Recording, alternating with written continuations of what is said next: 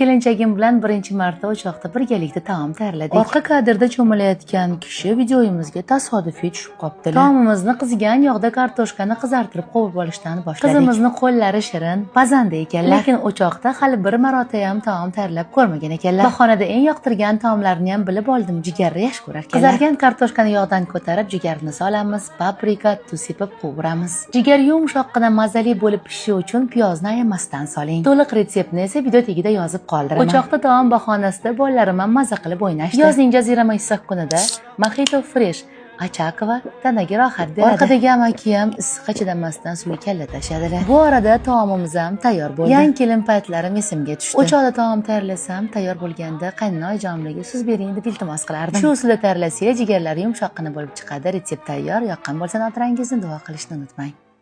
Yozi jazirama issiq kunida 10 daqiqada tayyor bo'ladigan taom retsepti. Qizigan yog'da kartoshkani qovurib, issiq paytda ustidan sir qo'yamiz. Ham og'iringizni yengil qiladi, ham mazasi og'zingizda qoladi. Chikbom tovuq mahsulotini olamiz va ko'rsatilgandek qilib 5-6 daqiqada qizigan yog'da qovurib olamiz. Kartoshka ustida chala erigan sirni ustidan solamiz. Shunda sir ham to'liq erib oladi. Tovuq ustidan sir, aysberg, pomidorni joylaymiz. Avvaliga sirni sos yokida mayonez, ustidan esa ketchupni siqib chiqazamiz. Bir pasda mazali yegulik tayyor. Rezept yoqqan bo'lsa xotirangizni qilishni unutmang.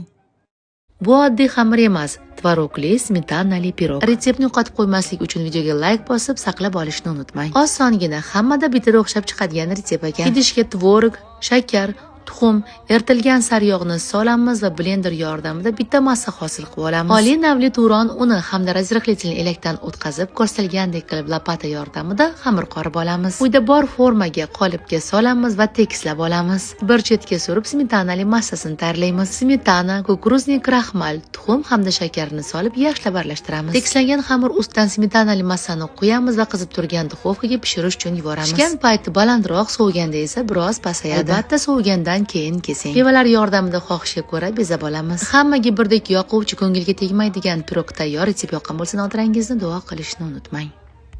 Hozirgina qarasam Instagramda 2.300.000 ta bo'libman. Shu munosabat bilan o'zimni eng mazali avtorskiy salat retseptim bilan bo'lishmoqchiman. Men bilan birga ekanligingizdan minnatdorman. Boringizga shukur. Videoga like bosib, tabriklab qo'yishingiz ham mumkin. Mavsum salati baqlajonni ko'rsatilgandek qilib to'g'rab, qizigan yog'da qizartirib qovurib olamiz. Salatlar uchun piyozni shu ko'rinishda to'g'rasangiz juda ham chiroyli bo'ladi. Pomidorni ham yarim oy ko'rinishda to'g'rab olamiz. Qovurib olingan baqlajon ustiga piyoz, pomidor, chesnok, tabga ko'ra tuz solamiz. Eng nozik joyi teriyaki sousdan solamiz. Ko'kat solib aralashtiramiz. Bu hali tayyor degani emas. Bizga mazali labne kerak bo'ladi. Qovurilgan baqlajon hamda labneni qo'shib yesanglar, bir-biriga jayam mos keladi-da. Bitta qoshiq yordamida shakl berib, qovurilgan kunjutga belab olamiz. Salat tayyor, nodirangizni duo qilish esingizdan chiqmasin.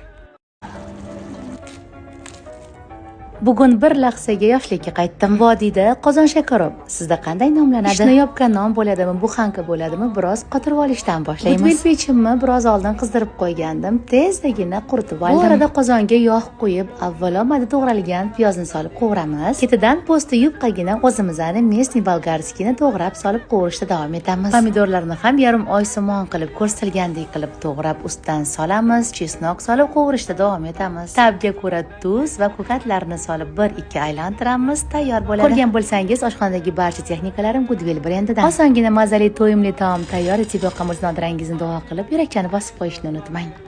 Bitta odam uchun oddiy makarondan tayyorlangan taom 150.000 so'm bo'lsa, qimmat emasmi? Fikrlarni izohda yozib ketinglar. Yegim kelib zakaz qildim, narxini 150.000 so'm yozib qo'yishibdi. Ancha-muncha go'shtli taomlardan ham mazali edi. Bitta like bosib qo'yinglar, mendan tez retseptlar bo'ladi. Taom retsepti tushunarli bo'lishi uchun hamma bosqichlarini etap-etap ko'rsatib o'tdim. Mazali bo'lib sariyog' ta'mi ufurib turishini xohlasanglar, anchor sariyog'lardan solinglar. Uyda tayyorlagan baribir boshqadek, barakasini qaranglar, ancha-muncha odamga yetadi. Makarondan mazali yevropacha taom tayyor. Retsept yoqqan bo'lsa xotirangizni duo qilib, mehringiz isboti bitta yurakchani bosib qo'yarsiz.